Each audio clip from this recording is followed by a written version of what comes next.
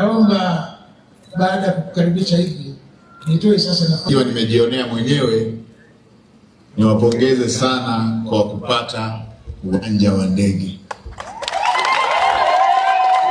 Hii sasa sio Rukwa ya zamani, hii ni Rukwa ya sasa, Rukwa ya viwango. Wale watakaoendelea kulala na kulota ndoto ya zamani, wakiona tu wao wako karibu na Dodoma au karibu na Dar es Salaam, ninyi mtaendelea kuwaonesha kwamba mmeshawazidi. Hili la kisasa sana hili. Hongereni sana. Na kwa kweli tunawashukuru sana Wizara ya Ujenzi kwa sababu walifanya kazi nzuri, ambapo kwa sehemu kubwa sasa hivi tuko mwishoni kama alivyozungumza mkuu wa mkoa.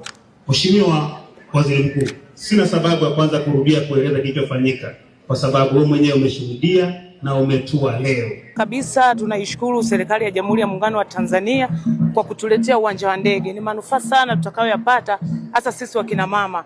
Urahisi wa biashara kwanza itakuwa kwa zaidi, lakini pia hususani wagonjwa. Tulikuwa tunapata changamoto, tunatoka hapa tunasafiri tunaenda hadi Songwe, tunasafirisha wagonjwa, lakini sasa hivi tutapata urahisi zaidi. Mshukuru mama yetu Samia Suluhu Hassan, Rais wa Jamhuri ya Muungano wa Tanzania, kwa kutupa fedha nyingi katika ujenzi wa uwanja huu wa ndege. Tunamshukuru sana. Kwamba vijana watanufaika kwa kufanya biashara, kwa sababu kama bodaboda tutapata wageni, watu watasafisha kutoka sehemu moja kwenda sehemu nyingine, lakini pia kuna baadhi ya biashara ambazo zitakuwa zinaenda kwa kasi.